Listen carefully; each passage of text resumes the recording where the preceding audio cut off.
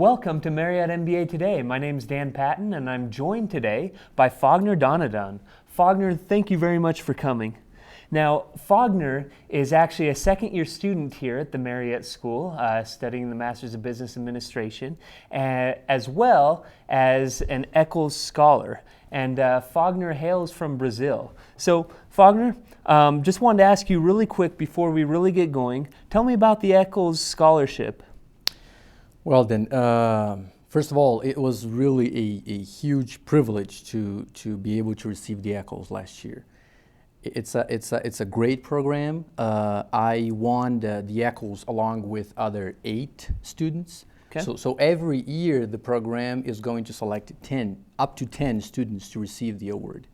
And all first-year students can apply. Mm-hmm. And actually, the program is intended to strengthen and help those students who are willing to pursue a career on international business.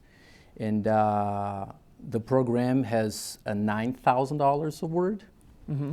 and a third of that award is to be focused on international experience. And that's why I end up going to China. Okay, so international experience while you're here in the MBA program. Exactly, yeah. Great. And so tell me a little bit about this China trip. When did you go? What types of experiences did you have? Well, I have to tell you that actually that trip was one of the most exciting trips I ever had in my life. I remember that when I got home and I talked to my wife and I told her, honey, I'm going to China. She couldn't believe myself. I couldn't believe myself, actually. And I grew up in a very small city from Brazil, so I never thought that one day I would be going to China. So I thank BYU and Eccles because of Eccles, I was able to go to that trip. And if I could point 2 or 3 points that really stood out to me from that trip, I would say that first of all is, of course, relationship. Because the MBA is so intense that sometimes the only thing you know about the person who's right there sitting beside you is the name and where the person is from. Right. And the trip gave me the opportunity to make some real good friends because we were there together the whole trip throughout the 2 weeks. So this was the first thing. And the second thing is going there and seeing the Chinese people, seeing what they like, what they don't like, what they eat, Mm-hmm. how they live, where they live, what they believe in. It has everything to do with business. Because although we do have some very complicated things in business, Uh-huh. I believe personally that business is all about people. So if you know the person who you are dealing with, it's a lot easier. And maybe the third one, which is really interesting for me, is that when you go there, you see some things and you learn some things that you never learn reading a book or in a classroom. For example? Of course, I'm not saying that books and classroom is not important, right. But you see some things that you never learned from books. You're saying you're getting another dimension that you wouldn't necessarily get here in Provo, Utah. Yeah, your mind is expanded. Today I look at a Chinese and I kind of understand some things, how they act, things that they don't like, things that they like. So it was really interesting. Okay, great.